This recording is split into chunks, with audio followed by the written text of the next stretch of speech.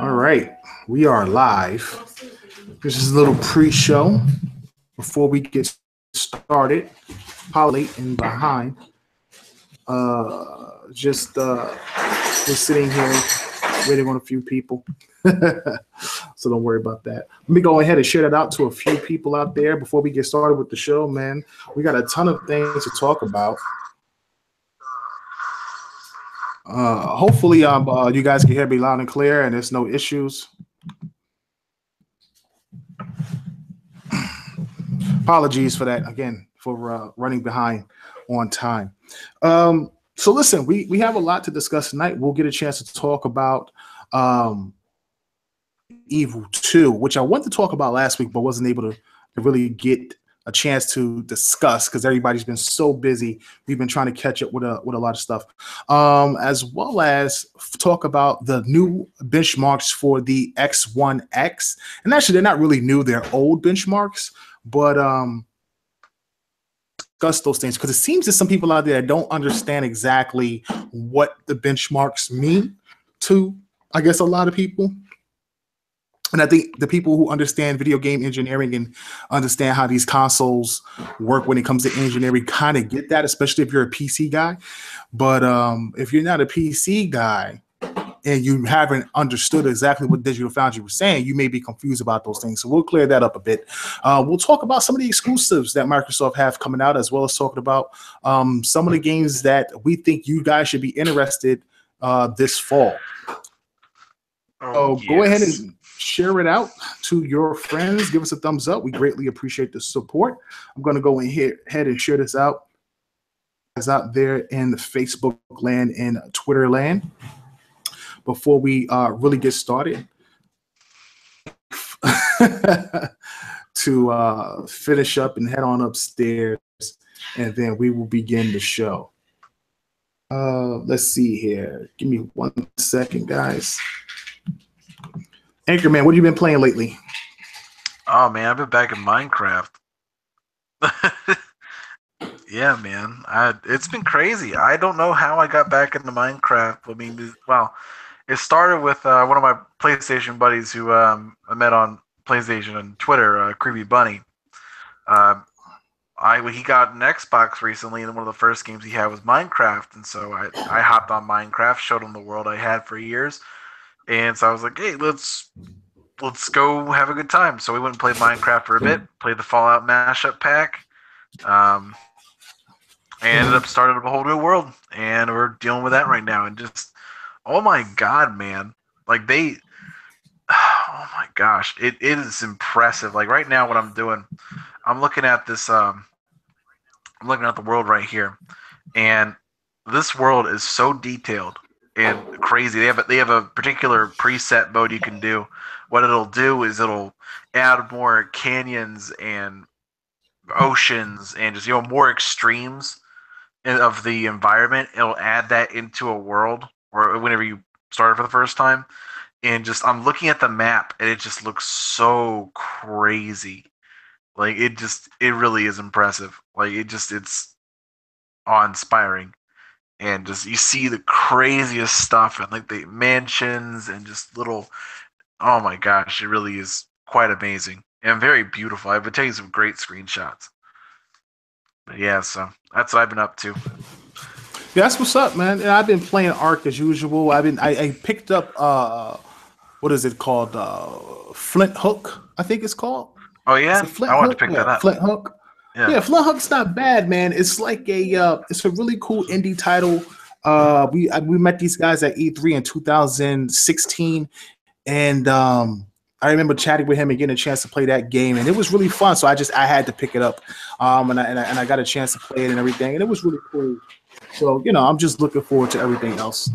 Give me a few. Be right back. Gotcha. So yeah, I've also been playing Dead by Daylight. I'm actually doing a should you buy video on it for everyone who's watching. But I do should you buy videos just kind of as a fun background thing. I've been doing it for about a year now, about 2 years maybe, about maybe a year and a half ultimately. It's basically just over glorified first impressions video, where I play a game for about either 10 hours or 50% of the game, just kind of get a good gist of it and give you guys kind of like the lowdown on what's going on. So I've been working on the videos for Snake Pass and what's it called? Yeah, Dead by Daylight. It's actually a lot of fun. So I really enjoyed that game. It's kind of it was the precursor for that Friday the 13th game that came out like a couple weeks beforehand. It really is the precursor to that. Friday the 13th took a lot of stuff from Dead by Daylight, but I mean, hey, it's fun. They're adding back the DLC to play as Michael Myers, so that can always be fun. So I've been having a good time. That's what's up. All right, so let's get this show started, man. We got a lot to jump into. Definitely want to get some fan questions in. All right, B Money's in the building. We got the squad in here. The Trinity is finally together. All right, so 5 minutes in, we do apologize for the banter prior to the start of the show. Just want to make sure everybody's up in here before we get into everything. We will definitely try to take some fan questions. If we can knock out as much content as we can tonight as we discuss all things Xbox. So let me go ahead, send out this post, and we can begin. Thank you for listening to the Inner Circle podcast, the premier podcast for Xbox One. I'm your host, KORS Kal-El, with B Money 101. What's going on, everybody? And Anchorman V. Hey, everybody. How you guys doing tonight? Your Inner Circle team. Listen, man. First and foremost, a big shout out to Ubisoft. We was out there at E3, and I know you guys missed it this year. But we didn't actually make the Ubisoft conference. We were definitely invited, but at the time, I forgot what we were doing. Something had popped up, and we weren't able to make it there. By the time, I think we were getting our badges, our media passes, and ready to head over to the Ubisoft conference. We realized that we weren't going to make it there in time. It just wasn't going to happen. So instead, we went to the crib, we went back to the hotel, and we watched the Ubisoft conference from the hotel. And for the most part, the Ubisoft conference was pretty solid. It wasn't bad at all. I mean, they showed off some pretty cool stuff and everything like that. And then the CGI trailer of Beyond Good and Evil 2 came on, and a lot of people were excited about that and sort of hype. But overall, it wasn't the hype I was looking for. Like, I thought more people would be more excited for this game. And even myself, I was like, okay, cool, Beyond Good and Evil 2. I never really looked at it from that perspective of like, damn, it should be a game that I should be really anticipating. We all get back home to our respective places, and I'm going through YouTube videos and checking some things out. I come across the video with the producer or the creator, I don't know who it is, I can't remember his name, of the game. And Ansel, right? Or something like that, or Marcel. Yeah, Michael. And Michael Marcel, right? So he's showing off this gameplay of the game for the first time. And I mean, at first I was like, okay, that's pretty cool.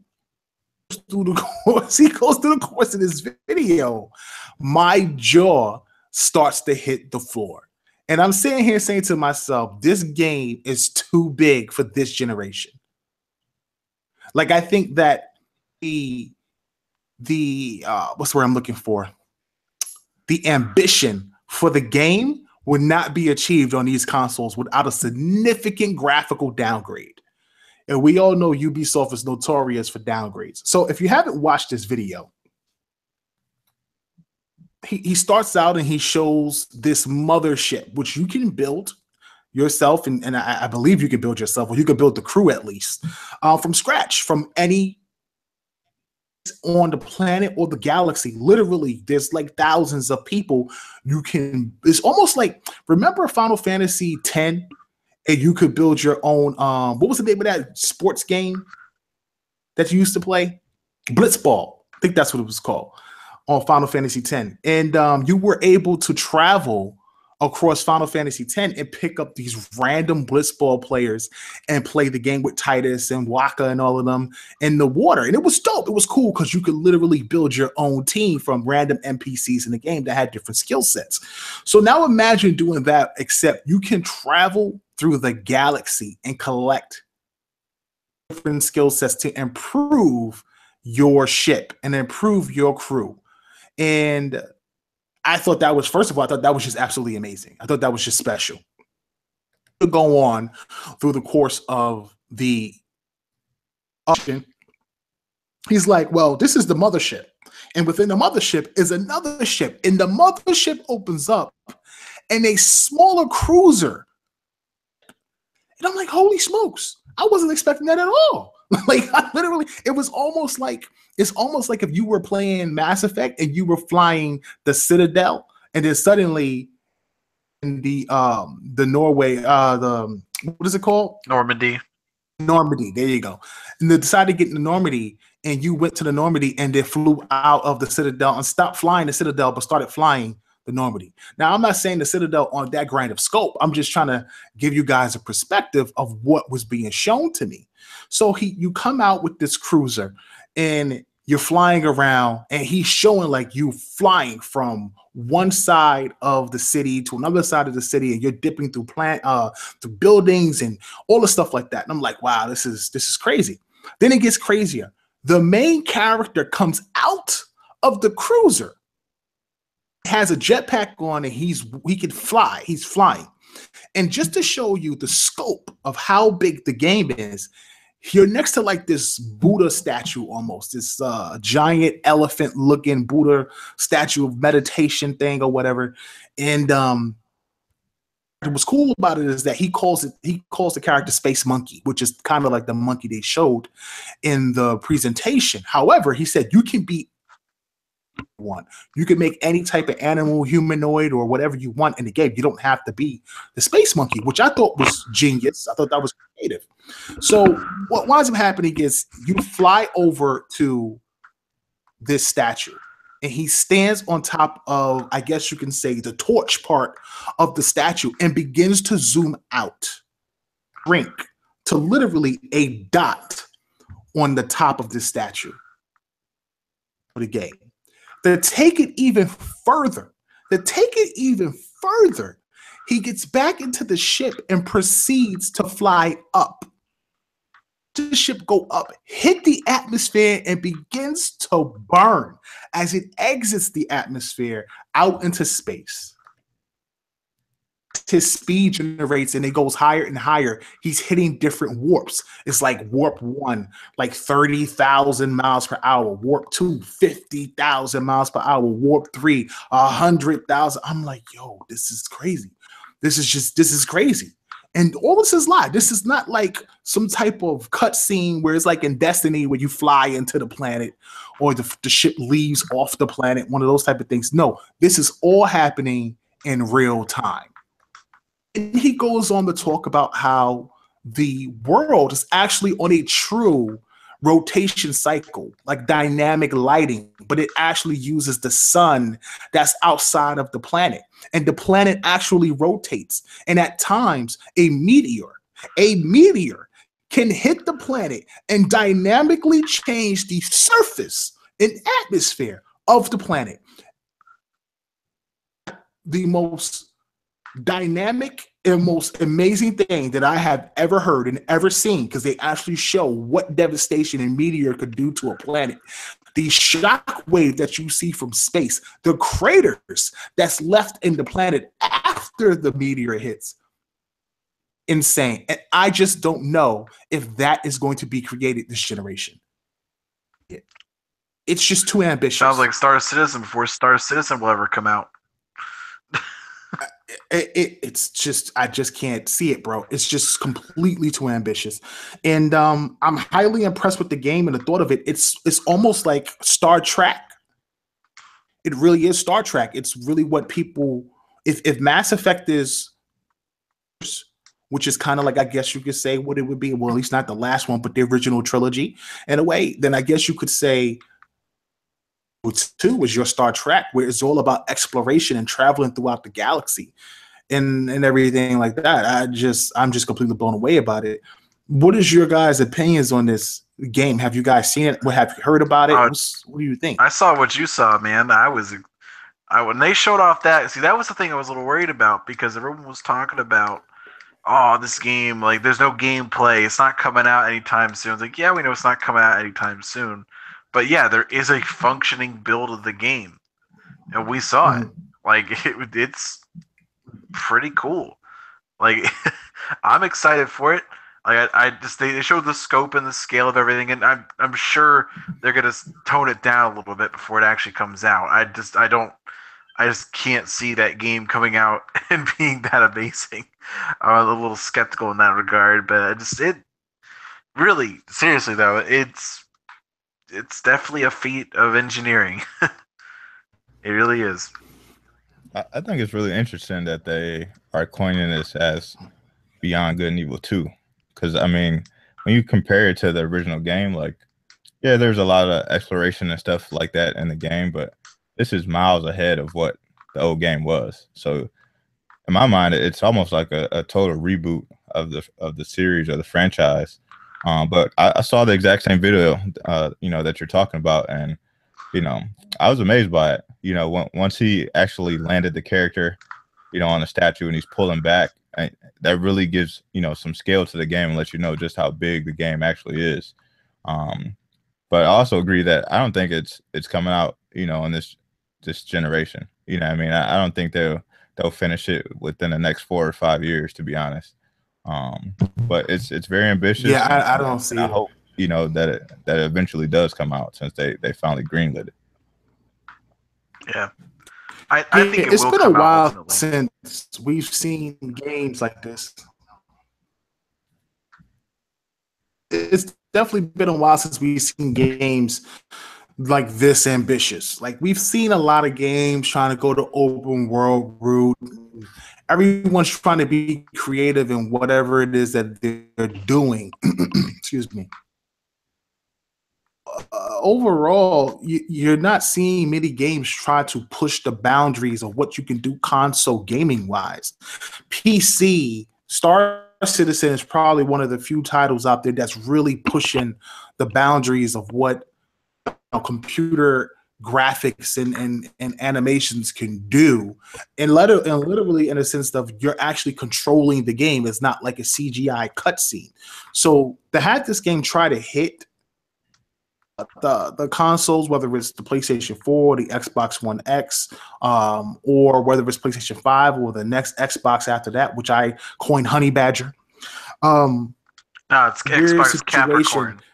To be in, and it reminds me of It reminds me of Metal Gear Solid 4. I just remember Metal Gear Solid in how seeing the game on the PS3 and just be in awe at how it looked graphically and how impressive it was, and never seeing it for like 5 years.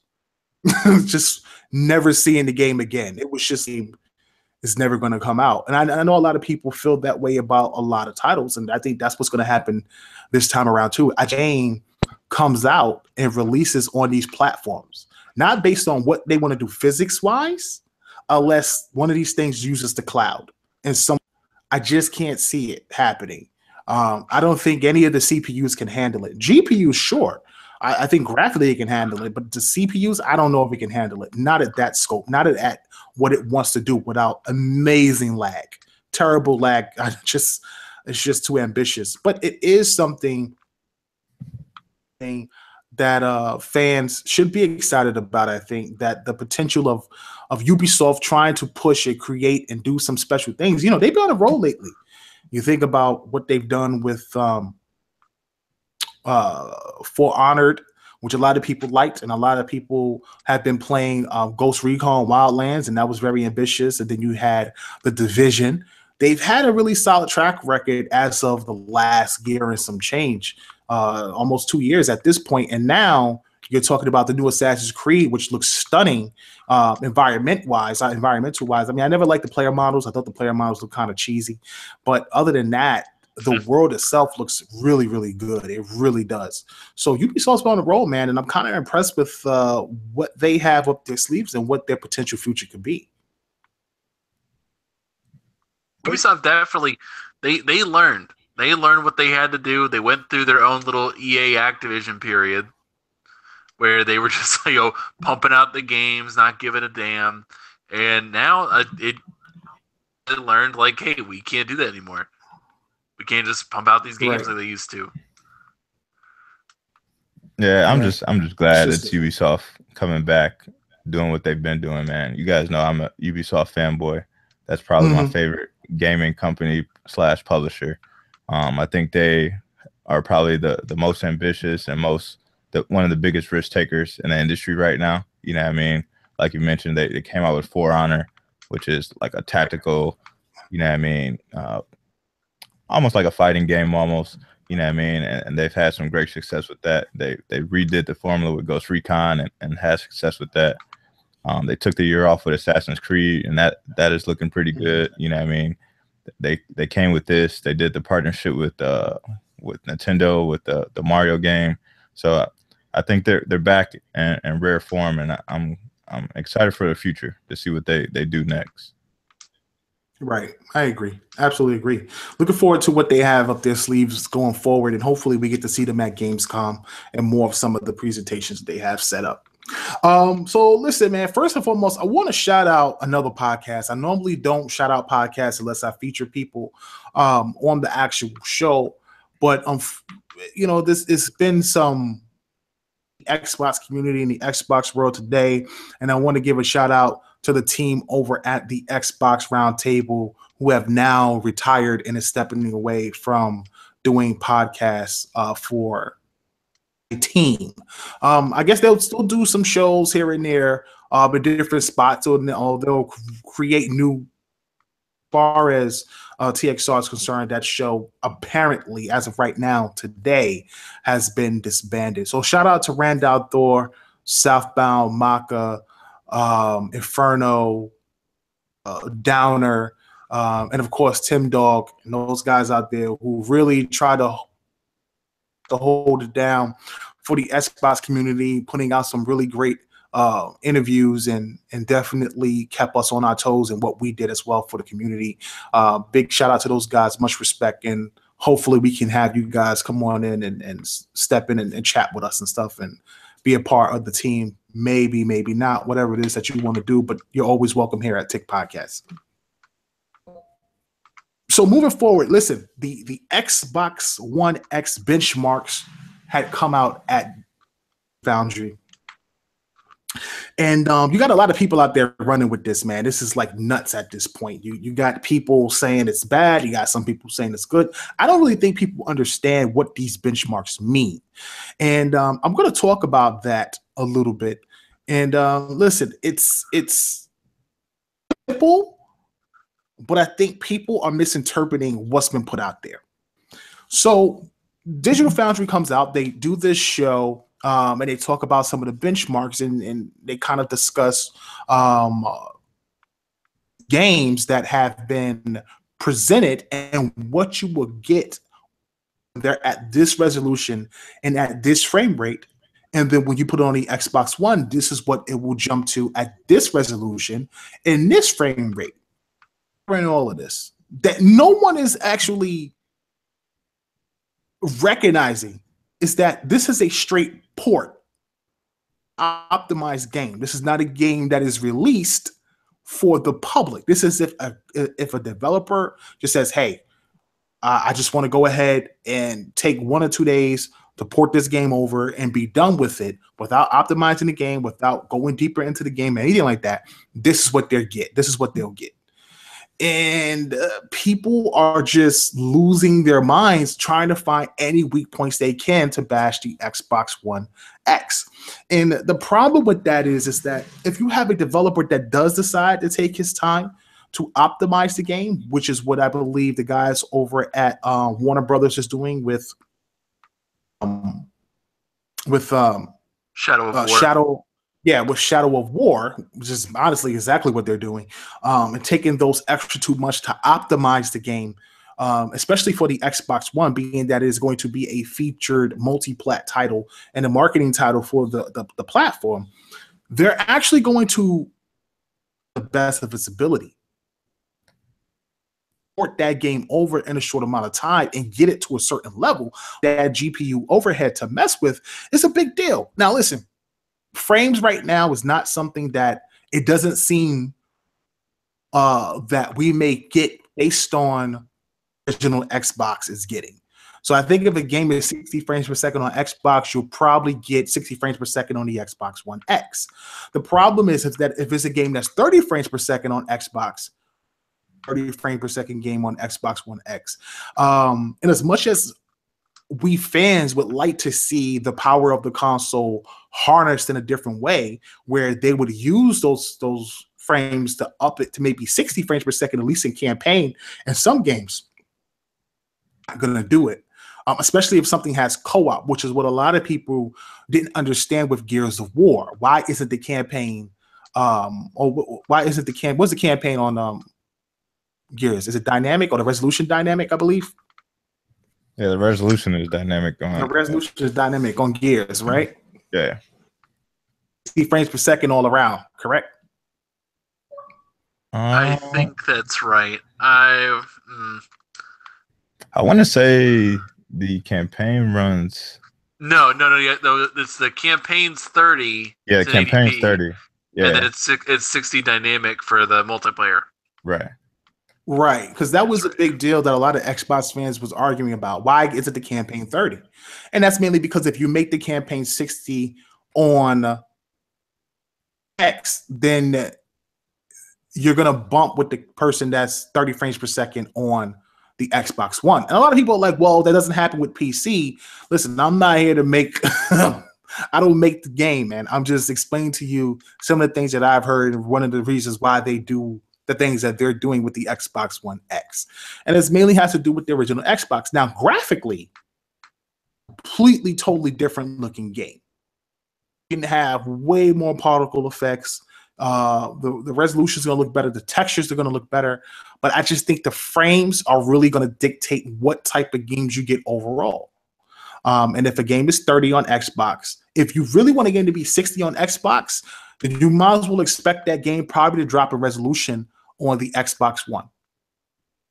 I think if people really truly want the game to be 60 on the Xbox One X, then they have to figure out a way to convince devs to keep the game at 60 frames per second, but then sacrifice the resolution or whatever it is you need to sacrifice on the Xbox One. So when you do put it on the X1 X, you still have those 60 frames while you can do whatever you want to do with the resolution, textures, et cetera, with the GPU. It's a crazy thing, man.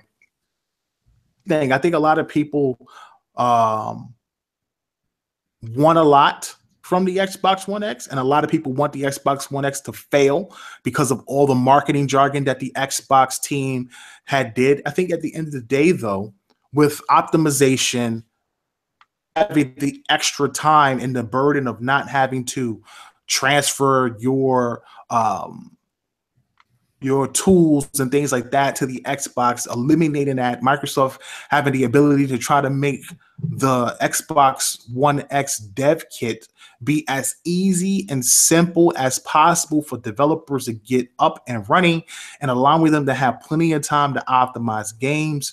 For the Xbox One X, I think that if you are a developer and you want to truly make the best possible game you can, then you will do that. And I think people are stuck on this thing about the bigger install base dictates what a developer does. In all actuality, it's not true. I don't know how many developers we've spoken to over X amount of years since doing Tick podcasts, whether it was at E3, whether it was on a show, whether it's just in Twitter conversations, and in all aspects, every developer says if they have an opportunity to make their game, possibly can, they're going to try to make their game the best they possibly can. And the install base doesn't dictate what a person does, how good or how great they make the game. Now, time does, absolutely. Deadlines do, absolutely. base doesn't. And I think people put way too much into that. So we'll have to see what happens going forward, man. But, you know, some of these benchmarks are actually really impressive when you think about it. And when you think about how much overhead is left over after the straight port without even touching it, without even optimizing it. And just to think about this for 1 second. Forza 7 looks as good as it does right now, and they still had 30% GPU left over. I want people to understand what I'm saying right now. When this game launches, they still haven't finished the game. They still had 30% left over to use to build the game. So when this game launches, you may get a completely better looking game than they showed at E3. And I absolutely would not be surprised to see that happen. And that was from Dan Greenwald himself, having a one-on-one conversation with him about that game and actually getting behind the scenes on that game as well.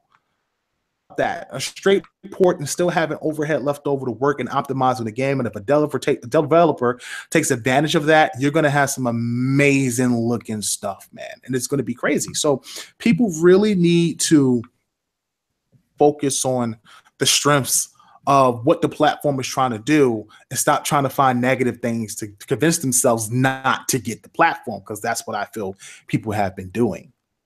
What's on that? I'll let B start before I jump in there. I mean, I haven't had the chance to actually take a look at the benchmarks. And in all honesty, like, it doesn't really matter. I mean, I know the console is going to be great. So for me, you know, taking a look at the benchmarks really isn't something I'm going to take a look at. I really don't care what like most old games run at. I think everything going forward is what I'll, you know, take a look at to see, you know, how the game is running, or, you know, what developers did to kind of optimize it. Because I think that's where you'll see the biggest advantage. You know what I mean? We'll see games like Halo 5 become like 4K and 60 and things like that. But, you know, I want to see a game that, you know, is in development two years from now or 3 years from now, you know, that's specifically developed, you know what I mean, for the X, and what that actually means, and what that, you know, what the end product looks like on the X. So I think that's where you'll see the biggest jump. Yeah, I mean, the games that are in development now, you know, you'll see some improvements. Maybe they'll do some small optimization, but the stuff that's, you know, that Phil talks about, he had just signed, you know, that's the stuff I think is going to be the most impressive, you know, on the X. Yeah, those big titles. You know what's crazy, as we get ready to segue into the exclusive conversation, think about it, because I remember when we had this conversation with those guys last year at E3, and we talked about, and I remember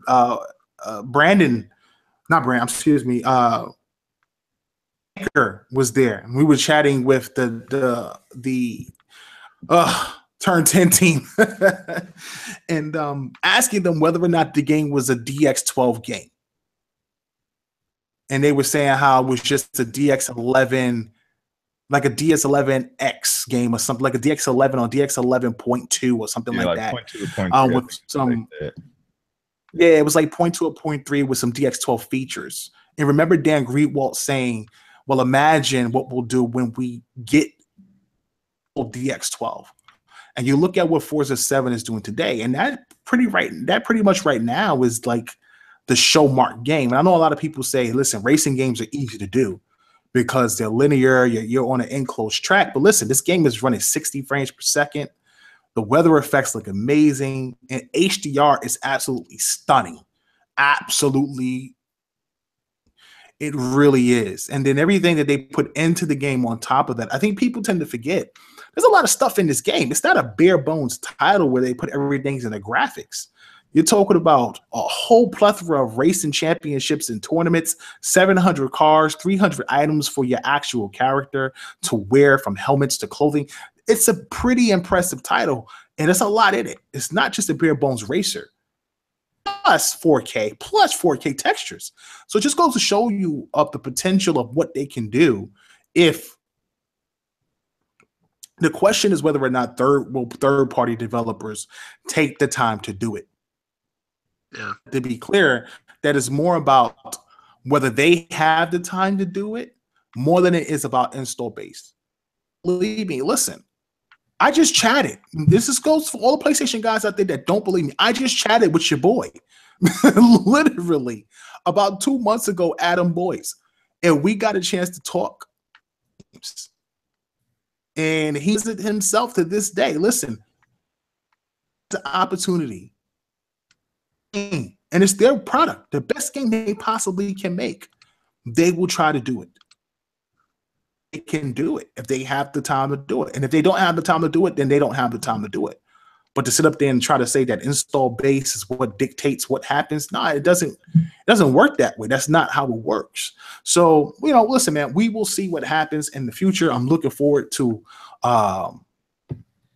news coming out, these updated benchmarks hitting when the console finally releases, and starting to see really what Digital Foundry truly thinks of the machine at launch. Because right now, you're just getting a lot of speculative talk. That's really what it is. And until these guys get the actual console in their hands, and we all get the consoles in our hands, man, the only thing we can do is talk and try to talk facts and try to talk speculation. Until then, really, we're all just talking. So anyway, moving forward. So listen, man, these exclusives Microsoft is getting. One of the big things Microsoft just put out on LinkedIn was they were searching for a new developer to help them build a game that is similar to Horizon Zero Dawn, or at least on a scale of Horizon Zero Dawn. And I don't know if Microsoft should make a game similar to Horizon Zero Dawn.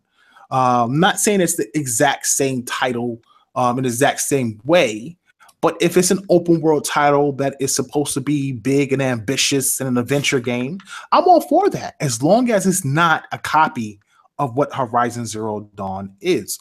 And like B Money said, listen, seeing these games 2 years out, 3 years out, being built on that particular hardware that's scaled down to the Xbox One, see, that is the potential that we want to see. And I'm really excited for this, man. What do you guys think of this idea of Microsoft starting to really put their money and grunt behind producing some fresh new IPs and something as grand and as big in scale, maybe to a Horizon Zero Dawn? I mean, it's great that they're finally putting some money towards some decent games, but I hope it's not like Horizon Zero Dawn. Like, I have Horizon Zero Dawn. I've got about halfway through. I have no urge to go back right now, and part of that might be just because I'm kind of I have a problem with commitment right now. In terms of these long games, I just been having a lot of issues with that. So just playing different games and stuff, but at the same time, it commanded more of my attention. Really wish it did. I mean, I've played other PlayStation games, just not this one. Why is that, though? What do you think of what's about the game that's turning you off? I honestly, there's a couple little things, but there's not like one big thing that's like keeping me away from it. Part of it is the voice acting and the facial animations that really just don't make me get invested in the characters at all. And I don't know. It follows a lot of open world copy paste stuff, and like it does the job. Definitely, it does the job. But I don't feel inspired by anything that they're doing. It looks beautiful, really does. But I don't get the impression that it has a ton of substance beyond that. Everyone says like, "Oh man, you need to play the campaign's so good and the side missions are so good." I'm like, these are good, yeah, but they're not like we're not talking Witcher 3 good. Like, we're talking decent. We're talking like a step above like a Ubisoft open world kind of deal, but that's kind of it. I don't know, man. I thought the game was gorgeous. I'm not gonna knock it. I'm not saying you are knocking it. Oh yeah, no, the game looks great. No, the game looks amazing. Right. But that's kind of it to me. Gotcha. B? No, I mean, as far as them making something similar to it, I'll welcome it with open arms. You know what I mean? For me, any RPG / open world game that, can kind of pull me in, I'm down for. I think they just used it as an example simply because it was, you know, the hottest game at the moment. You know what I mean? So I think they threw that name out there because people would know what it was, and that would kind of draw a little bit of interest to, you know, the game that they're going to be making. But as long as, you know, they put their, you know, their name behind it and definitely put some effort into it, I think it'll be amazing. You know what I mean? I think, you know, when you look at some of the other exclusives that they've come out with that kind of been, you know, second party games and things like that, I don't think they've fully supported them like they should have, and, you know, to kind of reach their full potential. And I think, you know, if they have kind of resolved that issue and are going to fully back this game, I think it, you know, it'll do well for them. I think, I mean, Microsoft, I think with the Xbox One X, they're going to get a ton of support. Here's the thing, and you know, winning my bet with Anchorman, I'm feeling real confident. So, you know, I sat up there and, you know, like I said, I had a conversation with Randall Thor about the Xbox One X outselling the S this holiday season, and I know that sounds far-fetched. And that's huge considering crazy. The Xbox. Yeah. Listen, the Xbox One S may be $200. I get that. But I just want you guys to think about something for 1 second, just for a second, right? How many hardcore Xbox fans there are out there, right? And yes, we understand that the install base is slightly, or shall I say, not slightly, but it's smaller than the PlayStation 4. However, the hardcore install base is hardcore. And these guys went out there and they bought the Xbox One the day one. You're talking about a console that come out that's going to be the most powerful console on the market. And for 3 years, these Xbox fans, these hardcore guys have been dissed, they have been trashed, they have been memed, they have been gifted. And listen, as bad as that sounds, it is not to make a play on the war, the console war, which I don't believe in at all, but not to make a play on the console war. But the reality of it is that you have a lot of fans that really fed into that. A lot of people out there. And I'm not talking about casuals either. I'm not talking about casuals. I'm talking about the hardcore. They're going to show up like this is a brand new console. Like it is a day one launch. They're going to be standing online to pick this thing up. I haven't met one person who is a Xbox fan that has said they are not getting this console. I'm not getting it. I've met. Well, that's because something's wrong with you mentally. Okay, you already got dropped. Like, you already know there's something wrong with you.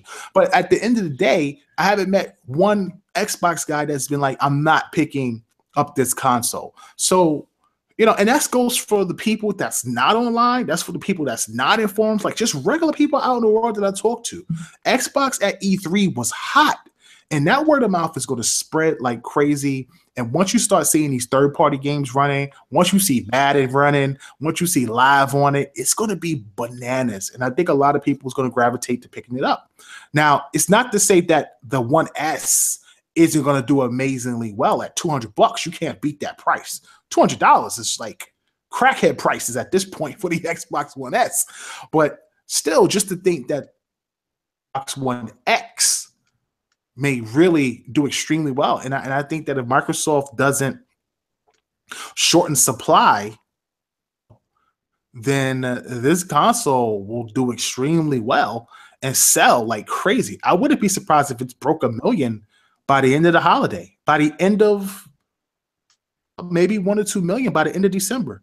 I wouldn't be surprised at that launch for Xbox One X at all. Yeah, I wouldn't be surprised at a 1 million mark, but above that, I'd be like, I mean, if it does, I think that's a lot of consoles. Like I think they'll hit 1 million, but like when you combine the X with the S, because then they did like 1 million in November last year. So is it like 2 to 3 million last like each like holiday or something like that worldwide? I heard that they did like 3 million for the holiday and like 1.2 million for Black Friday. Now think about that. And that's Black Friday. A lot of Minecraft consoles sold. They had a lot of bundles and all that stuff like that. Now you're talking about the hardcore showing up for buy 2 get 1 frees with the Xbox One X. I'm telling you, they're gonna have bundled Xbox One X's. You know they are. I mean, you don't know how many people bought these consoles with televisions bundled together. They're gonna have all of these crazy deals, all these things that they're gonna have bundled with the Xbox One X, showing it off this holiday season. With this, there's no PSVR out there like last year. The PS4 Pro has been out a year already. The only thing you have is the Switch. And as you can see, as of late, shout out to the Switch gang, of course, but they're starting to lose some third-party titles. We're saying they just wish they had more power. Again, we're falling back into the same situation that the Wii U was in. The Switch is a great console. I really do. And I want to get one myself. And I think people know what they're getting when they pick it up. Once again, they're going to fall back into the dilemma of the Pro and the X. 4K games, 60 frames per second, 4K textures, a higher resolution or higher textures, and the Switch just not able to keep up long term, 2, 3, 4 years. Be able to keep up. So, but I think boat. I think there will be. I mean, I think there'll definitely be 1 million Xbox One X's sold by the end of the holiday. But I also think, Nintendo was pretty smart by the way they positioned the Switch, and then having Mario come out in the holiday season. That's going to be the biggest seller. I think they'll take a little bit of mind share. The Switch is going to outsell everything. I don't disagree with that at all. I'm just talking long term for the Switch. I think long term it'll eventually fall back into the Wii U. Because third parties, if you're not getting the Red Deads, you're not getting, I don't know, was it Fortnite? I don't know. There's a ton of games that's not suddenly not coming to the Switch because it doesn't have the power. It's no disrespect to Nintendo or the Switch. I'm a Nintendo fan, but secretly what's going on is Nintendo said we don't want that trash on this console. We don't want it. So, no, crazy. It's crazy stuff. I just think that 1 million is good. I wouldn't be surprised if they go above 1 million. I just really feel this console is going to sell. I've never seen so many people optimistic. And the buzz, as much as the media wants to downplay the Xbox One X, the buzz for the X is extremely high among Xbox fans and people outside who are interested in the console. And have PlayStation gamers say, "Yeah, I'm going to pick up the X." Xbox One X, the Xbox One because it was trash, but I'm going to pick up the X. That's huge. That says a lot. And it tells you that there's a lot of Xbox fans that left and jumped ship because they wanted power. There is a segment of gamers out there that do really care about playing the best third-party games on the most powerful hardware. To them, that matters. It doesn't have to be a lot. It doesn't have to be 5 million. It doesn't have to be 3 million. But if it's 1 million, people you just brought to your console. So, we'll see what happens. But I'm pretty confident in what they're going to do this holiday season. I can't wait to see how this all pans out. I'm definitely a day one buyer when it comes to that console. So listen, man, we are coming up on Gamescom. Gamescom is not too far away, a month away, actually. And this is the last month before football starts. And if you're an American and you love football, then get ready because I'm getting hype. I can't wait for the season to start. But right around the corner, that's around the time when we start getting those first couple of holiday titles as we go into the fall and into winter. And I want to talk about some of the games coming out on the platform that I think Xbox gamers should keep an eye out for and they should pick up. Listen, here's a few. I'm sorry, I'm trying to get to it right now. I do apologize. Give me 1 second. Here's a few recommendations I think should be on people's wish list. You guys tell me if you think this is a solid wish list of titles that people should get into. First and foremost, you got Fortnite. Fortnite is made by Epic. It is basically kind of like a zombie game in a way, but you have to build a fort and kind of hold down your area. If you think about it, I guess you could say it's partially Rust, partially Minecraft, partially, I don't want to say State of Decay, but, kind of like a zombie rush title. What's really cool is that if you buy the deluxe edition, I believe it is, or the limited edition, one of those games, the special or deluxe edition, I don't know, you actually get a free copy to give away to a friend. So that's pretty cool. They give you 2 games for the price of one. I think if you buy the super deluxe edition for $89.99, it'd be awesome. 2 games for the price of one. The normal one is $59.99, and you're able to get 2 games if you buy the $89.99 version. So if you have a friend that you guys can play with, you can. And it's 4-player co-op. So that's a big title. What's really, cool you're about this giving game away is 2 that games if you're doing the game share. if you're doing the game share, That's 4 people. That's 4-player co-op. There you One go. purchase. That's a 4-player co-op game, right? Yeah, that's a big deal. What's cool about that though is that this game is getting epic settings on the Xbox One X settings. So listen, I'm not saying it's a looker, but that's for the guys out there who want to pick it up for the Xbox One X. It is a game to look out for. I will put that on my wish list and go ahead and keep an eye out for it coming up over the next couple of weeks.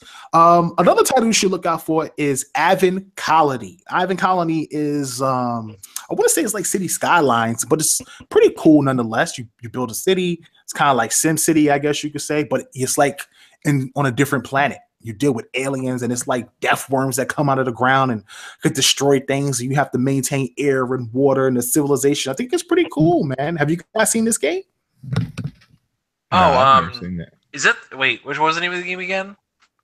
Avon Colony. Avon Colony. No, the first thing that came to mind was that one where they had Ori, and that was Elemental. Nope, I don't know about definitely, that one. Yeah, no, Avon Colony, keep an eye out for that if you're really into games like City Skylines or like a Sim City type game. Pretty cool, man. $26.99 right now for pre-order if you wanted to pick that up. Of course, you got Tacoma, which is $19.99. This game, we've been looking at this game since last year. I think this game was actually presented. Did we go to the Idea Xbox party? Yeah. Tacoma? Yeah. Like 2015, right? Damn, this game old as hell. Taking that long to come out, man. These games are taking forever to come out, man. Make sure you guys check out Tacoma and read up on Tacoma, which is definitely a different type of indie being backed by Microsoft, and more than likely, I believe, is a console exclusive. So definitely check that out. And it's something you should keep an eye out for. Of course, for all my Madden heads and stuff, I got to find a different version of this game. I can't buy a game with Tom Brady on the cover. Okay, first and foremost, I'm a Jets fan. It's bad enough that my storied franchise has been crap for decades. Now I got to deal with Tom Brady on the cover of my Madden game. That's just too much. I can't deal with it. However, the game was stunning at E3. It's on it. Player movements are improved. They switch engines to Frostbite. Looks really good. Plays really well. But overall, it's still Madden. And I think I'm going to pick it up this year. And I think the games I get physical. Sports games. I never buy sports games digital every year. So I definitely pick up Madden digitally this year. And that's something to keep an eye out for. Hello Neighbor that you guys should keep an eye out for because that's one of those people. Five Nights. It's like that Five Nights at Freddy's craze, where it's like there's like a secret and there's like a whole storyline inside, and like I believe it was out on mobile first. It can't be mobile. No, I think it was out on PC first. I remember digging around with it. Yeah, it's definitely on mobile though, because my kids, they play it on their tablets all the time, and they're like, "Oh, Dad, play Hello Neighbor." I'm like, "Man, I don't know what this is," but they are definitely into it. So, you know, it's got its audience. Yeah, Hello Neighbor. It's a fun little aspect to it.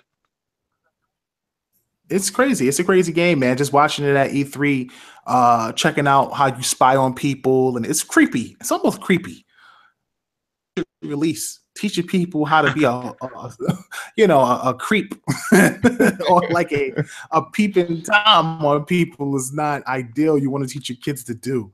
Oh man, listen, Life is Strange is another title. Life is Strange, I guess you can say Part 2 is coming out. I didn't play the first one, but everybody just tells me this is just an emotional game that needs to be played. Have you guys beat Life is Strange? I just got it in the sale, so I have not played it yet. I've played the first 3 episodes so far. It's pretty good. It is definitely pretty good. Domna did an excellent job with that game. Yeah, man. Don't Nod. Shout out to Don't Nod, man. They put in work. I really like we got some really great with them and some of the things that they're going to be producing over the next couple of weeks. I forget what is the publisher? What's their publisher again? They like to shop themselves around. They don't have a one particular publisher. Is, Square Enix published this game, but yeah, Focus Interactive is publishing Vampire. Oh, yo, so if yeah, they don't. Fan of Focus Interactive, bro, you need to be. Been dropping some. Like seriously, and this vampire game that's about to come out, it's about to be bananas.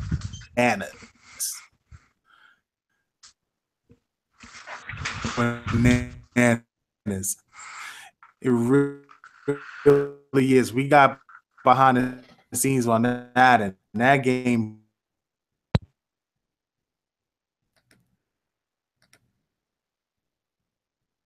It seems Gator is going to do them some good, and this may potentially try to be a big. I'll definitely keep an eye on that. Now, Destiny 2 comes out. We didn't get a chance to play Destiny 2 because Sony decided to have you on some type of scheduling app, and if you didn't sign up for the app, you damn near wasn't getting in to play any games. For the game was damn near impossible. You sign up at 1 p.m. and it would have all these slots open and available. You just had to press a button to sign in. And as soon as it hit 1 p.m., it would go full. I don't even know how that works. That is just nuts to me. So I never got a chance to Destiny 2. Definitely picking that up. I'm going to pick up 2K. I know, B, you picking up 2K. Day one. Oh, I think I lost B. Yeah, I'm going to be picking up 2K18 when that drops. If you're into sports games, definitely pick that up. Capcom. Hey, did you play Marvel vs. Capcom, Anchor? Yeah, I played it. Yeah.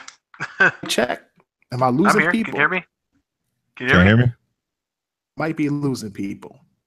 Anchor, Can you hear me at all? I can hear you. Right. I can hear. Yeah, I play Marvel. You guys still hear me? Yeah, we can hear you. Yeah, we can hear I think you. I'm lagging bad. I might be lagging. I might right now. I'm getting, everything is coming back. So that's just weird to me. But yeah, I played Marvel vs. Capcom. Right. It was so. kind of okay. Let's see. Moving forward. All right, cool. So Marvel vs. Capcom, man, it looks pretty dope. Got a chance to play it. I really would say that it's improved. It's improved over the first one, but it plays like the second, which is great because you wanted to be as good as the second one. But for some apparent reason, just so into the new Dragon Ball Fighters game that's the game that I'm looking forward to going forward. That I'm excited about that more than I am about Marvel vs. Capcom 2. But if you're into MVC, Marvel vs. Capcom, because I think this new one is similar to 2 more than it is 3, which I didn't like 3 at all. I didn't like the controls. I didn't like anything about it. All right. What about Cuphead? Let's see.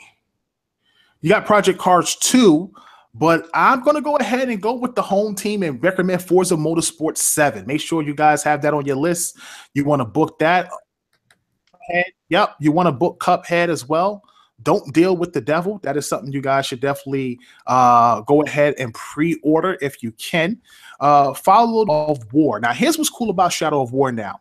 If you didn't play Shadow of War, Microsoft has a free weekend where you can play Shadow of War right now, and they just added this thing called where you can bring your nemesis and your most, I guess you could say, your strongest enemy that you've captured over to Shadow of War. And out with those new characters on your team right out the gate. That's a huge deal. Shout out to those guys for just being, and what they continue to do with this game. And I can't wait to get my hands on Shadow of War. I would definitely pre-order that game and make a good look at that. Moving forward, you have South Park Fractured Butthole. I would definitely recommend that if you love the first South Park. That was something I was into. I would definitely keep an eye on that. You have Assassin's Creed Origins. I haven't played an Assassin's Creed since Black Flag, so I'm definitely picking this one up, especially with Egypt. It really has me intrigued, and I'm interested in what they're doing with this one and the story and the dynamic being it's supposed to be origins of everything. I want to see how this all panned out from the beginning, so I'm super excited about it. I'm going to skip Need for Speed, man. Just the Fast and the Furious thing and the whole cinematic feel. I'm just not really into it. I'm just not feeling it. I might pick up Call of Duty this year. I'm on the fence, but it's definitely between that and Star Wars Battlefront. I recommend both titles if you're going to pick them up. I would definitely pre-order them. And you have Far Cry 5. Now, here's the thing about Far Cry 5. And I have to say that Far Cry 5 graphically wasn't impressive to me. It didn't do it for me graphically. But the gameplay looked exciting, and the game is co-op, and that's a big deal. So if you're looking for a good adventure game, if you don't care about the controversy of the whole religious aspect of the game, then definitely pick up Far Cry 5. I think I'm going to pick it up. Might be my first Far Cry.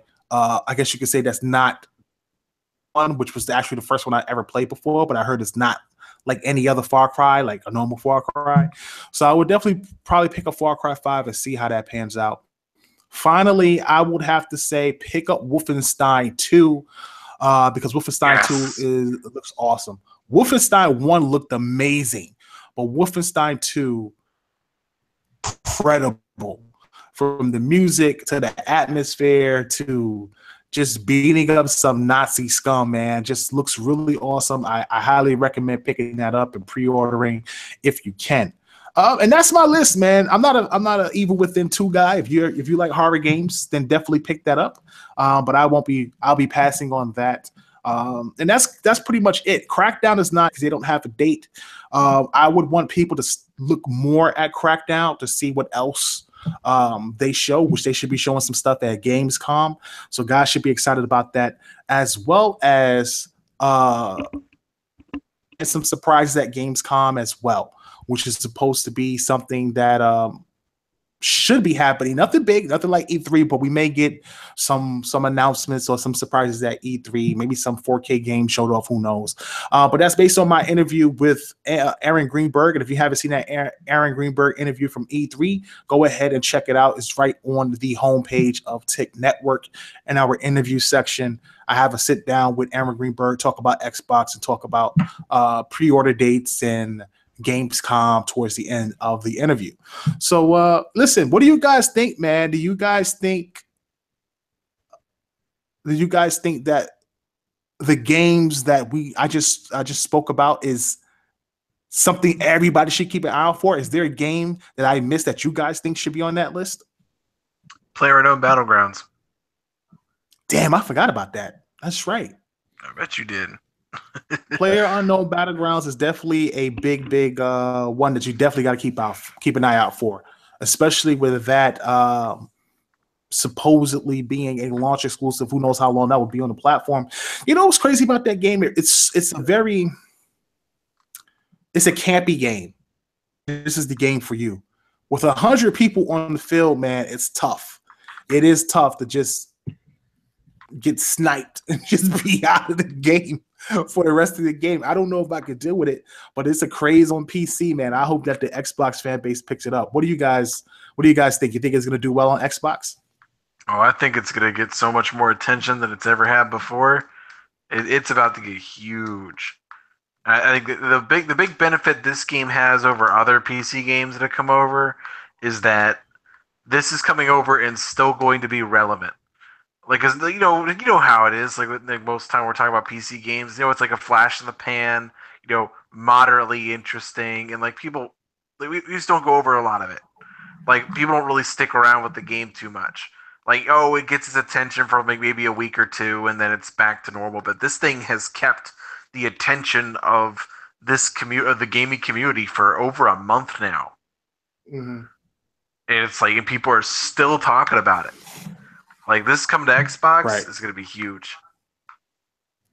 Yeah, What do you think, B?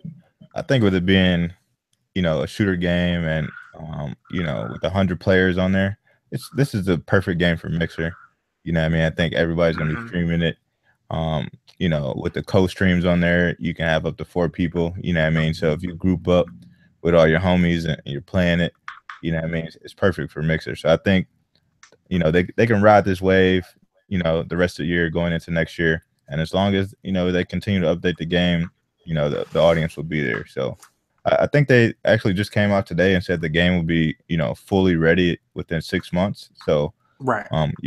We'll get it early access on Xbox, and hopefully by the end of the year, top of next year, the game will be fully complete, and it'll have an even bigger audience. Right. A lot of games is getting these 4K updates, like Path of Exile and Super Lucky Tale and Player Battlegrounds, Ark Survival Evolved. It's going to be pretty crazy, man, to see how these games pan out. Hopefully they put more than just resolution updates and they put texture packs in and stuff like that. I can't wait to get my hands on these games. But besides that, is there anything else I missed you think should be on the list? Is that a solid list for this holiday for the Xbox consumer? I think the one like goofy fun game that people probably are overlooking is Agents of Mayhem. By the creators who did Saints Row. I think what they've done with the different characters and things like that. I mean, it's just some goofy fun that you can pick up and probably play and move past. But I think it's one of those games where a lot of people are just going to kind of overlook it because it's not the big marquee game of the holiday season. Right. I think I missed State of Decay 2 as well. That wasn't on the list. Definitely look out for State of Decay 2. Really impressed with that game. That is going to be a nice title to pick up this holiday season. So definitely keep an eye out for that. It's coming out next year. Oh, is it coming out next year? Okay, so my bad. It was coming out next year. You're misinforming the people. I apologize about that. I thought it was releasing this year, but I guess next year. Now, next year's going to be huge for Xbox One X. You think about it, man. State of Decay 2, Sea of Thieves, possibly Halo 5, Anthem, Metro, Exodus, Dragon Ball, Code Vein, Monster Hunter. Jesus. Microsoft, they're gonna have a great year next year. Looking forward to Forza Horizon 4. Wow. I can't wait to get my hands on these titles next year. I thought this year I was going to be broke. Next year, forget it. It's over. I'm talking about rabbit ears in my pockets. But do you really think there's going to be a Horizon 4 next year? Absolutely. Why wouldn't it be? Does Playground want to do it again? Playground, they're doing it. Somebody's got to do it. I think they have a big enough team where they're doing that in their second game, which I heard is multiplayer. I didn't hear it wasn't exclusive. But you never know, man. We'll see what happens. Maybe Microsoft made some sort of last-minute deal and got an exclusive rights to the game. Who knows? But, man, I can't wait to see what they are producing. I did hear it was some type of adventure RPG game, so that is different, completely different from what they normally do. And if anybody can do it, I'm sure those guys can. So I look forward to seeing what it is. Before we get out of here, though, man, I want to talk about some of the media. I don't want to call them my colleagues because I'm no journalist, okay? I'm just a podcaster. I'm just a gamer out here talking on the mic. But guys over at, I think it was Destructoid. I want to say it was Destructoid. They had an article recently about Cuphead, and they talk about how the developers would put so much into Cuphead that they even mortgaged their homes. And they said that this game being exclusive was bad. And that this game should have been, I guess, a multi-platform title on PlayStation, maybe Nintendo as well. Because the game is not coming to PS4. It's going to be an exclusive on the Xbox One as a console exclusive. It will hit Windows 10 PC first, and then eventually I heard it's going to GOG and then possibly Mac, possibly other PC platforms.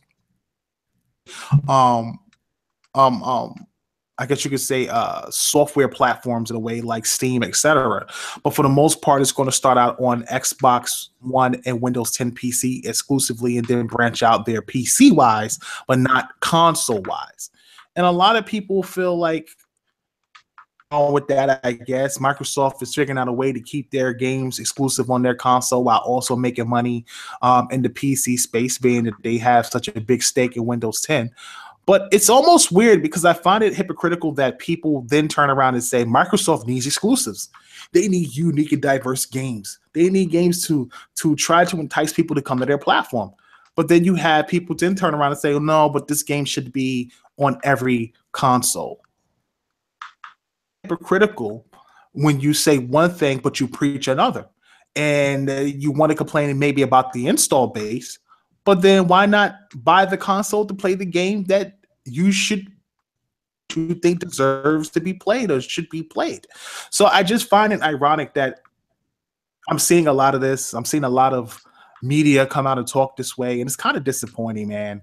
After Microsoft had such a great diverse presentation of games at E3, and have this jargon be pushed out again, and it's like a lose-lose for the platform. It really is. Like, no matter what they try to do, there's always someone trying to shun whatever it is that they're trying to do. And what they've been doing has been working for them. They've been pretty successful.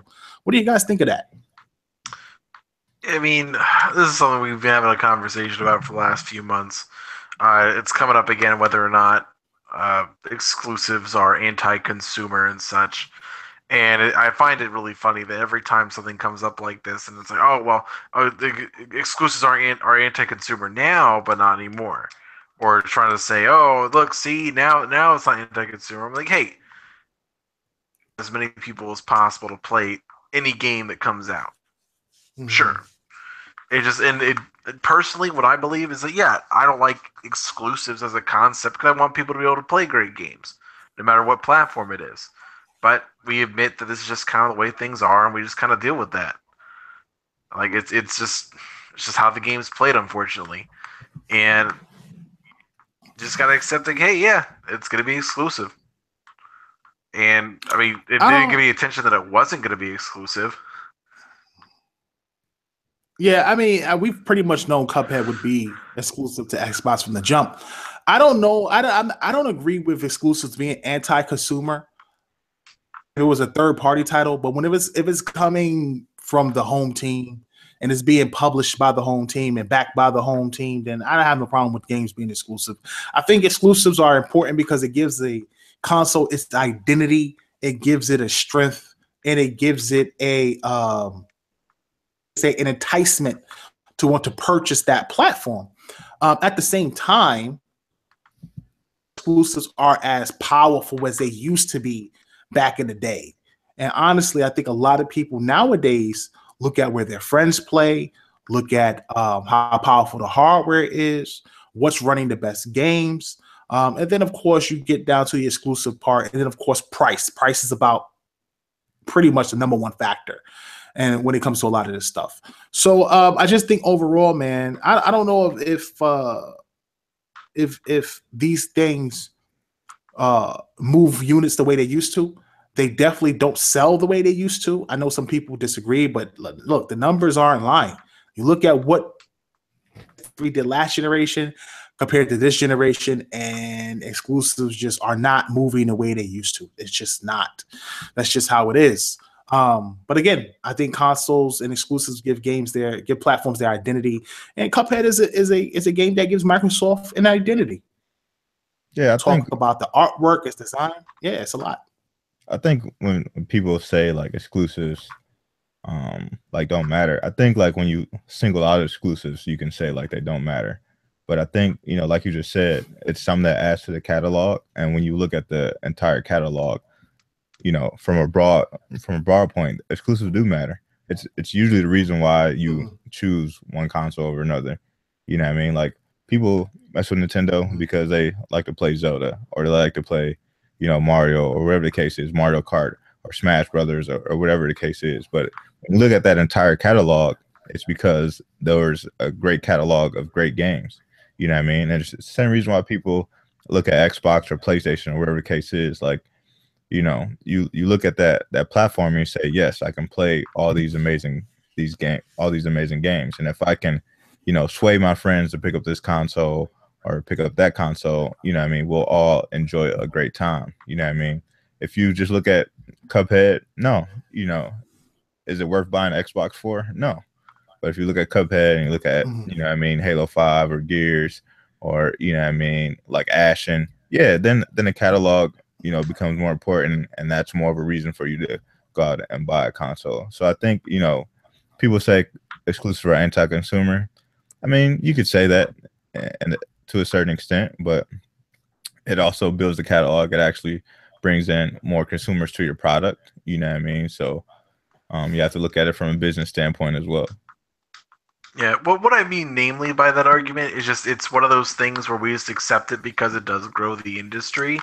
But the act itself, like, okay, I think everybody could agree here, having more options is better for gamers. Yeah. We all agree that having more options and being able to play any game on any platform would be ideal.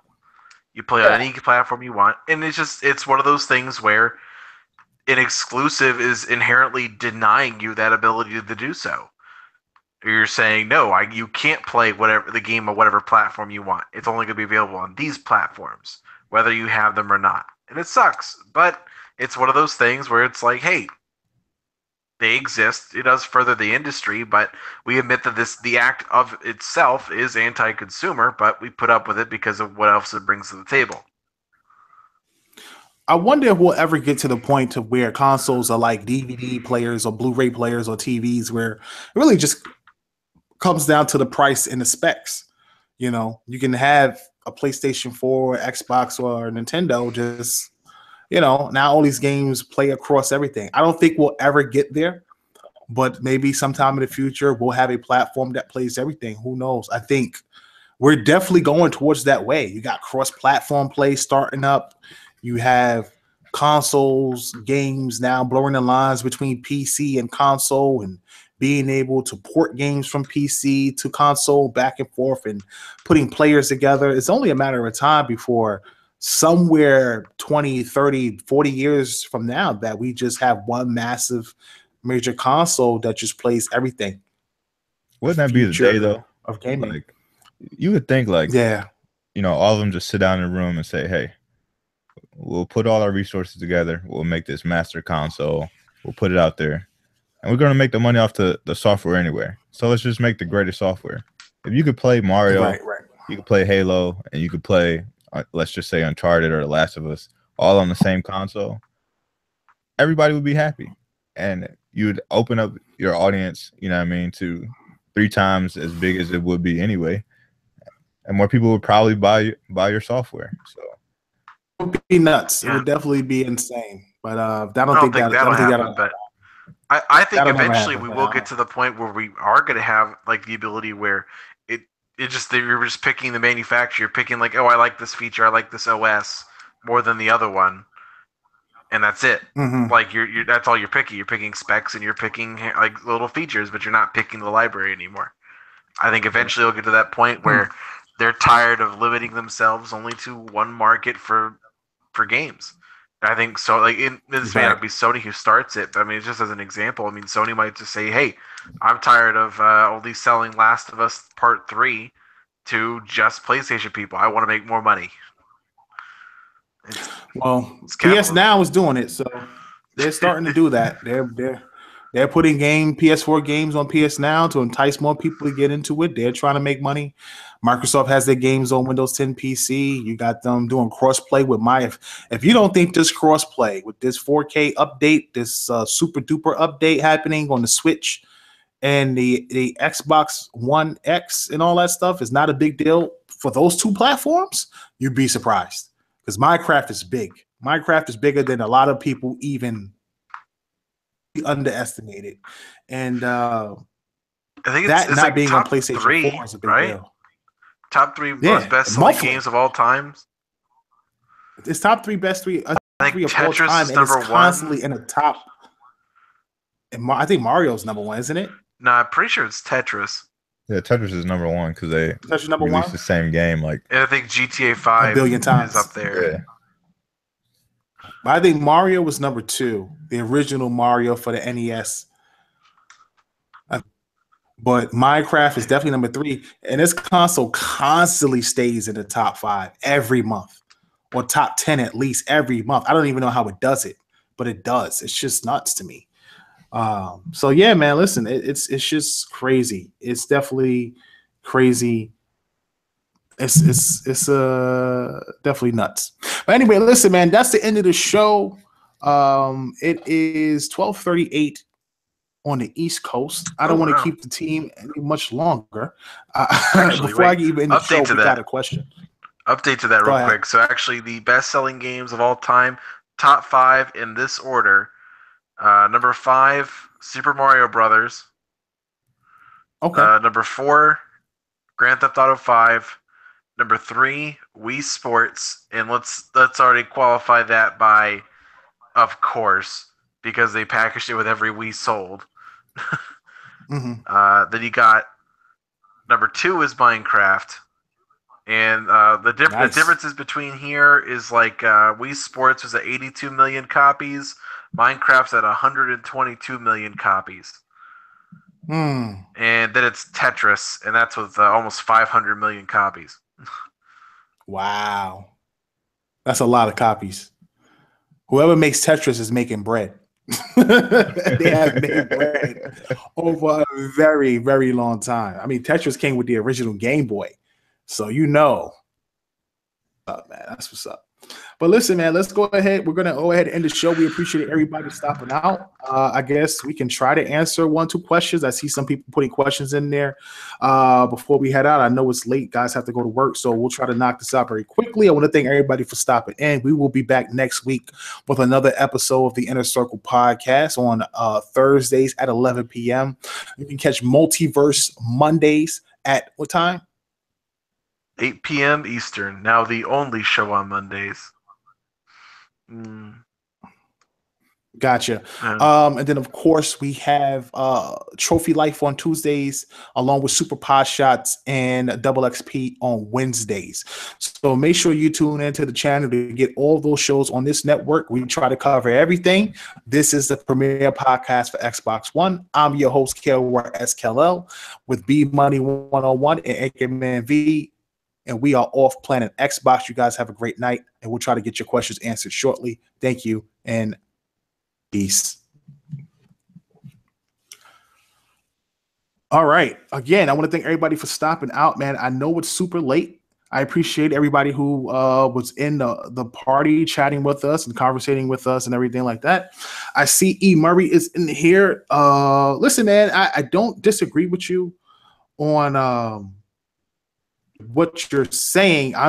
We're just trying to point out that if you look at the landscape of the way gaming is going, at some point it just seems that you will eventually get everyone is just playing together. That's just how it looks going forward. And like B said, or Anchor said, you just get to a point to where you're kind of just picking your specs and your OS and who you want to kind of like that. And honestly, if you eventually get cross-platform play with everything, that's exactly what it would be, minus the exclusives. That's exactly what it would be. Phones. They were like phones. Like, yeah, you got a Samsung phone. Yeah, you got a Windows phone. But you can still call each other. You can still you can still use all the apps. Like, it doesn't really matter. Yeah, I don't know, man. That's just something. I just think that it looks like it could be going that way at some point. So I don't know. But I want to get to this question real quick. Dean, shout out to Dean M78, who has been with us since the beginning of the show. Thank you for stopping in, Dean. Greatly appreciate it. He says, will PS5, if it happens, I'm guessing it will, allow PS4 BC without PS Now? Yes. What do you think, Hank? Say it one more time for me. You cut out a little bit. He wants to know, will PlayStation 5 allow PS4 backwards compatibility without PlayStation Now? That's a tough one. That's real tough. I I'd say yes. Namely because I think the console market is going to be moving more towards a mobile model where, like, okay, Michael Pachter came out just recently, said that the PlayStation 5 he believes is going to be a half step, where he believes it's going to be something like it's going to be a gradual deal. Like for no, like you know how we talked about this months ago about how like my theory that okay the Scorpio is going to come out and then 3 years later the Capricorn is going to come out and then 3 years later then the Honey Pisces is going to Badger, come God out. damn it. Not Honey Badger, come on. Honey Badger. Yo, Honey Badger Pick don't a give an S, theme. man. Honey Badger. The next Xbox cannot give an S about nothing anybody else does. It can't.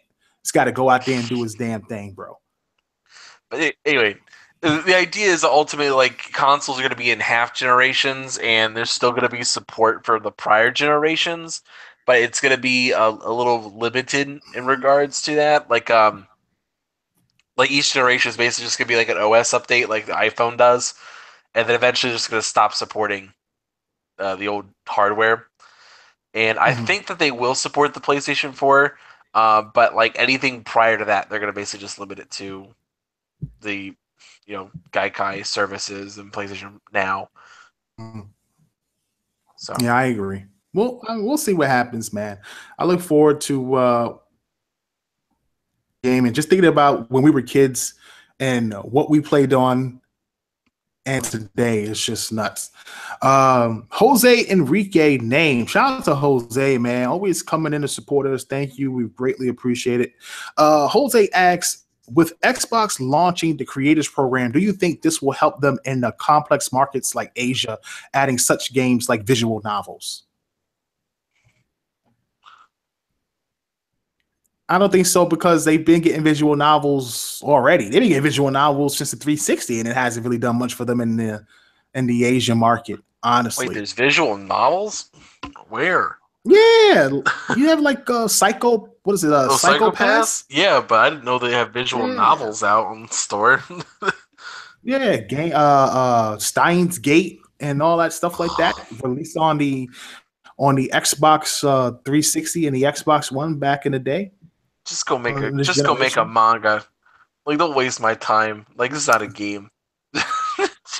Interactive novel. It's like you read it and you make choices and stuff like that, and then you continue on the reading. So it's the a novel. budget Telltale game. Yeah, I guess you could say that. That far. I mean, at least the Telltale game still has some. Telltales were already budget games as it were, but so. Yeah. What do you think, B?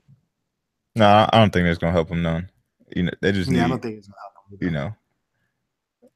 I don't think they're gonna have any games that really expand that market, in the Asian territories, to be honest. I agree. All right. Master Jazz. Oh, nah, shout out to Master Jazz, man. Appreciate the support as always, brother, for stopping in. He says, do you think Sony will say, F it, PlayStation 5 only plays PS5 games, no backwards compatibility? They will. No. I think they will make PS4 backwards compatible with PS5. It's no way they don't follow the trend that Microsoft is doing. I think honestly, if they did do that, it would hurt them. I know a lot of people feel like I know a lot of PlayStation fans in particular are happy, which I don't know why they would want to be happy, but they're happy that Sony isn't following Microsoft's footsteps with like a no more generation type thing where you just make a console and all your games work and go with you from going forward. Anybody, first of all, why would you want to have multiple consoles? Like, I get the nostalgia factor of it, but eventually you put these things up, you don't have them all plugged up, and you pull them out when you want to, but why do that if one device can play them all? If one device can play all your games, why have multiple devices or television or taking up power outlets and stuff like that? I never get that. And why would you want to lose all the money that you've invested in the prior generation? I never get that either. Just to move forward and start all over from the beginning. I think Microsoft doing this, I don't think they get enough credit, honestly, for really changing the game. If Sony makes PS4 backwards compatible and they start making a lot of games backwards compatible from the PS3 era and the PS2 era and stuff like that, like truly backwards compatible, and it goes with you with your account, revolutionize gaming with this. I truly believe that, and they deserve all the credit for it. What do you guys think about that? I mean, Yeah, I think. Yeah, go go ahead. Go ahead. You go ahead, man. Now, I was gonna say, I think with Microsoft announcing that OG Xbox games are going to be backwards compatible, that probably, opened up PlayStation eyes to say, like, yo, the next system, we could take advantage of that. How great would it be for us to announce that every generation of PlayStation games are available? But I think they'll definitely have PlayStation 4 games available just because, the PlayStation 4 has been so successful for them. It's been just like, the PS2 era. So I think, if they didn't, that would be a huge mistake. M78 but didn't Michael Pachter say this was going to be the last generation too? Listen, we met Michael Pachter. Michael Pachter just talks, man. Like, honestly, it's his job. He's an analyst. He's supposed to do this. He says to as a fact. Don't take it as gospel, yeah. Never know what's going to happen. He's no different than someone talking about somebody in the draft. A person could be the greatest thing in the draft and get into the league and just be terrible, or you could talk about somebody that shouldn't be highly rated and they get into the league and become a Hall of Famer, a la Tom Brady. Tom Brady was like drafted in the fifth round. You just never know, man. Yeah, until it happens. So I wouldn't take anything he says with. I would take everything he says with a grain of salt and not too literal. Try to finish up. Shout out to Will, man. Will's been a big supporter of us as well, man. Stopping out almost weekly to support the podcast. We want to thank Will for that. He says, "Hey guys, how bad has this exclusive drought between Halo Wars 2 and Cuphead?" I think he meant to say, how bad is this drought between Halo Wars 2 and Cuphead? He said he liked Voodoo Vince and Phantom Dust, but hot damn, we still have 2 months until Cuphead and Forza 7. Yo, I've been talking about this for years, man. Just the way that Microsoft releases their games. We usually get like a sprinkle of something in the spring, early spring, and then usually the summer is like super dry. And we got to wait till the fall to get the big games. Like, hopefully, with the stuff that I have coming out next year, they're addressing this and things are kind of sprinkled up throughout the year. But this drought has been horrible. Horrible. Yeah, as far as exclusives go, yeah, it's been pretty bad, but I don't know, man. I've been busy. This has been the tamest drought for me I've had ever. When it comes to these years, but I love these off years with Xbox. I like it whenever there's no when there's no Gears, there's no Halo. Like 2014 was the last year like this, where it's a bunch of new games, it's a bunch of small stuff, and this is my kind of year. So I've been busy, but yeah, in terms of exclusives, it sucks.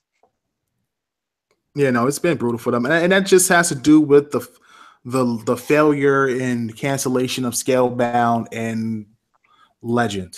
That's pretty much just what it was. Those games were supposed to release this spring, and they got canceled. They weren't ready, and Microsoft didn't see them. Speaking of which, I got a chance to finally see Falls. Remember we used to talk about Eden Falls a lot back in the day? When we thought it was like some type of cyberpunk game or whatever. This game was horrendous. It was a phone game. It was like some type of zombie title. I'm so glad it got canceled. I'm glad it never came to Xbox because it would have been embarrassing. And I feel bad because Microsoft, we did research on this. Remember, Microsoft bought the name from a guy who was making an actual cyberpunk game. And they were making some sort of, I don't know, some game like Fortnite. I guess Eden Falls was overrun with these cartoonish looking zombies. It was just weird, man. I'm just glad it didn't come out. As well as the TJ combo boxing game, which actually was also a phone title, which supposedly played like Knockout, Mike Tyson's Knockout and Super Knockout. Well, Punch Out, excuse me. Mike Tyson's Punch Out and Super Punch Out. So those games. What's this man talk about? Those games didn't come out. No, seriously, they had a TJ combo boxing game. It got canceled. And it was supposed to be like Punch Out. It's up on Windows Central. Jez has been hitting me up. We've been talking about this for like the last 2 days. It's been pretty crazy. Since you brought up the boxing thing, like I just want somebody to make a boxing game. Like Seriously, You can go play I really do. arms. Like, no. no, like UFC is cool. UFC's all right, but I do miss Knockout King. Like Knockout Kings, they really need to make a new Knockout. Like EA needs to bring back boxing, bro. Yes, they do. Like seriously, a new boxing. I don't care who it is. It could be Holyfield boxing, George Foreman boxing, Mike Tyson. I don't care who it is. As long as it's done and it's done well, I will buy it. Boxing game, being in the ring and truly dipping, dodging, throwing hooks and right crosses and catching somebody with an uppercut and knocking them out. Man, they need to make those games backwards compatible. I would buy one of those again. Jeez. By the way, for people who watch it in the chat, like people saying like, "Oh, I'm so bored," or Oh, all the developers are going away. I'm dead serious. B and I've been talking about this for a while. Please, dear God, check out Focus Home Interactive. They're out here working that double A street, like trying to put good games out there and get that attention. They have been like they are on the verge of like finally breaking out. They are right there. They have been working on this for like the last 2 to 3 years. Like each game has been getting progressively better, and they've been slowly building up to this point where they're gonna break out and finally get the love they deserve. And they're right there. They're right there. The Surge was really, really good. Styx Shards of Darkness was really good. And just like they've been slowly building up to this point, and Vampire might be the one to put over the edge. Maybe, hopefully, I mean, it's Don't Nod, so there's a good chance. But right there, please go check them out. They have a very interesting catalog of games to try from. They're definitely pushing more towards, maybe is horror the right word for it? They're not really horror games, but they're more like horror properties. Like they're making a werewolf game. They got a vampire game. Insurgency is a new game that they announced this year. Call of Cthulhu. There you go. Yep. Yeah. Greedfall, or what was that one where it was like colonial the game that Witcher was like thing. Witcher, right? Yeah, that game it was like colonial too, Witcher, but I can't remember. It was like Greedfall or something like that. Yeah, I told you, focus home, bro. They got some games on a low. Like Technomancer probably wasn't worth 60, but at 30 or 29 or 19, bro, a good pickup. A good pickup for that amount. I bought for $6. $6 like 6 months ago. That's even better. Oh man. Listen, let's finish up, man. I don't wanna keep you guys up too late, and I don't want to keep the fans in here and have them all tired. They got work to do tomorrow. And shout out to the West Coast who's rocking with us, and Central as well as the East if you're up late.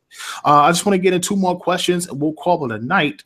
D21 exclusive says, when Microsoft says no more generations, will that mean they will also come up with some dumb name for the next Xbox? I always never understood Microsoft naming of the Xbox. Yep, they'll come up with some dumb name.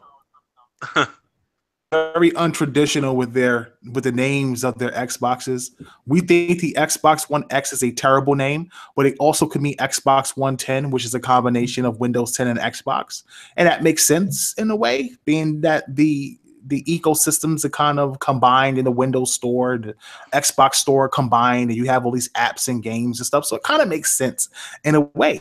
But then you have the S, and X and S are too close, sounding the same. I just don't like that name. They could have named it anything, but they chose X for whatever reason. So it's gonna be the X series and the S series from now on. It's gonna be when they come out the new Xbox. It's not gonna be called Xbox One. It's gonna be called, for sake of argument, Xbox 2. And then 3 years later, there's gonna be the Xbox 2S and the 2X releasing at the same time. A slight remodel of the Xbox 2. And then there's going to be the beefier X series. They definitely need to start going on a number route, because these names they keep coming out with is ridiculous. The Xbox 360 made sense because they talked about coming full circle from the Xbox. And that really was a great system for them, minus Red Ring of Death. I think if Red Ring of Death doesn't happen, that might be one of the greatest, in my opinion, it's still one of the greatest consoles of all time, at least in my top 3. But it definitely could have been It could have been a console where a lot of people didn't doubt its success because of Red Ring of Death. But the one, and I get it, it's like it was meant to be one place for everything. I get that, but it did terrible. It was a terrible name. X Bone, right out the gate, people knew exactly what to call it, and that just name just stuck. So Xbox One X, I guess, is a out of that X Bone range because now people are using the X or X1X or just Xbox because you got XBOX, one of those things. So we'll see what happens going forward, man. But I don't know what they're going to call it, but they definitely just start getting on a number route with everybody else. Last statement I want to respond to in the chat. Murray's talking about saying you just don't have developers with good gameplay imaginations or strong ideas that translate to games. Bruh. Mm-hmm. Seriously, go check out Vampire. Like, dude, it is a classic, like, true to form vampire game. Like, you can't enter houses unless you have permission to do so. Who you could choose, like, if you they have a setup so like your XP, depending on who you feed on, will give you experience. The better the person is in terms of, you know, health and social status, the more experience you'll get from the feed. The problem is, though, that will affect the actual world. Like they talk about one scenario where like there's this old woman in this area, and you can feed on her and get the maximum amount of of experience from her for your character build. But the problem is going to be is that she's also kind of like a pillar of the community, and if you kill her, she's going to come back. Well, she's not going to come back. She's going to be dead, and that will affect the community. Like the Spanish influenza is going to spread, and more people get sick, and so it's going to hurt you later down the line because you made that mistake because you wanted that quick short-term boost in power. And so it's gonna it really, that is challenging. That is fun. Like that's the type of stuff that really seriously puts you on your toes. It makes you think. It's not just a you know, quick decision. You know what I mean? They're doing great things over there. They're definitely doing some great stuff. But my man just put, what would you choose between Vampire and Legacy of Kain? And after playing the Soul Reaver series, no. First of all, slit your wrist for even saying Vampire over Legacy of Kain. The disrespect that just came from you was just appalling. Man, okay, I've been waiting for a good vampire game for years. Legacy of Kain, you young buck. See, this is what I'm talking about, Brandon. We got to bring in some old heads in here, man. People who know gaming. Anchorman's too young, stuck on Wolfenstein and Minecraft. Jesus Christ. Listen, Legacy of Kain was amazing. Kain and Soul Reaver, Anchor. Soul Reaver was that. Soul Reaver got time for trash. That was that stuff, man. Yeah, I want to have a conversation about this now. I've been saying I want Soul Reaver to come back, man. They were talking about working on it a couple of years back, but they ended up shelving it. But man, I would love to see Soul Reaver come back. Legacy of Kain, Soul Reaver. Yeah. Oh my goodness. Yeah, no, definitely, it would be amazing. All right, we can't do this. We'll be on this thing to like 2 a.m. Listen. Atari is coming out with a console. I don't know if it's a reboot console or a new console trying to compete with the big three. Do you think, and just as the final question, do you think a manufacturer could come in and shake things up, or the big three is just the big three and nobody can break into that circle? Amazon could do it. No joke. Amazon has, in economics, they have this effect on things. Anytime Amazon announces they're getting involved, like everyone else's stock takes a plummet because they know Amazon's gonna just dominate. Like they do this all the time. There's just even murmurings of them getting into pharmaceuticals, and the pharmaceutical industry is taking a tank right now. Like they dominate, and like they really like imagine. I want you to just imagine for a moment the biggest online retailer of all time is now getting into the gaming industry where that you can literally buy a physical game and then it'd be available at your door in like an hour. That's crazy.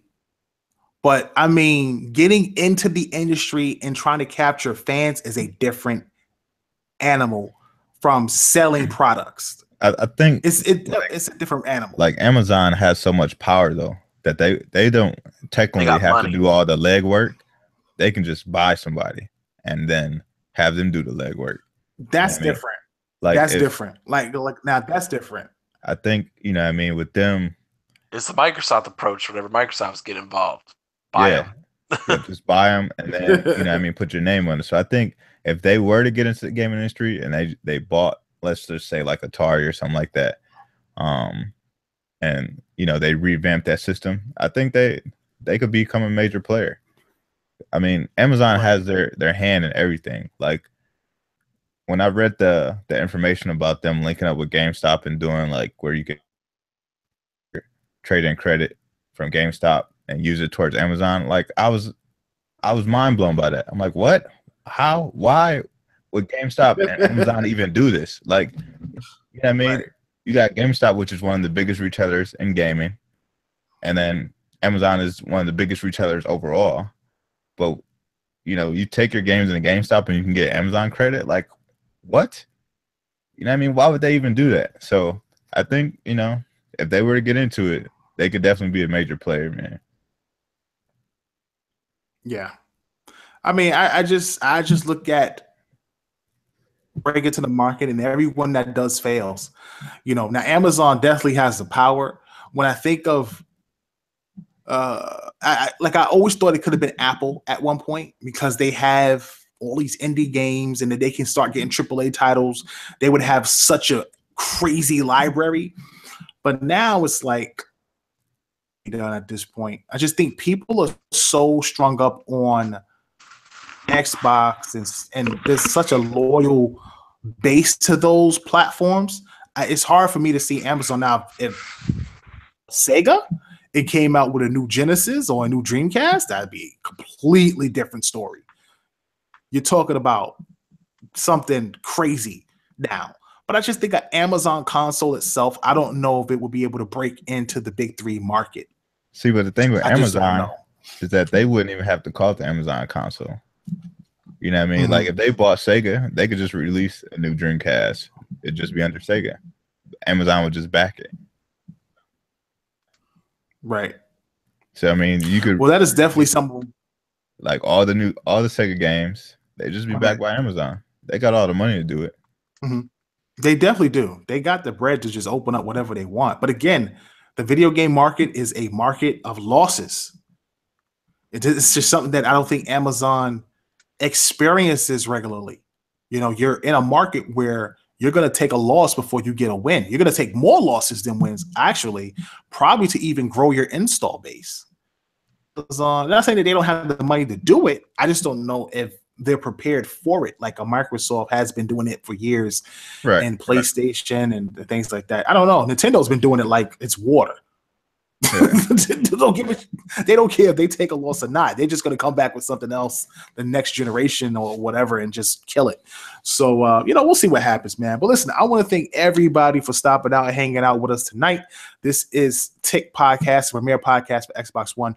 We have a few interviews that we plan to line up very soon. One with Craig Duncan to talk about Sea of Thieves. Another with, oh my God, wow, I can't get her head out. Who am I talking about, Anchor?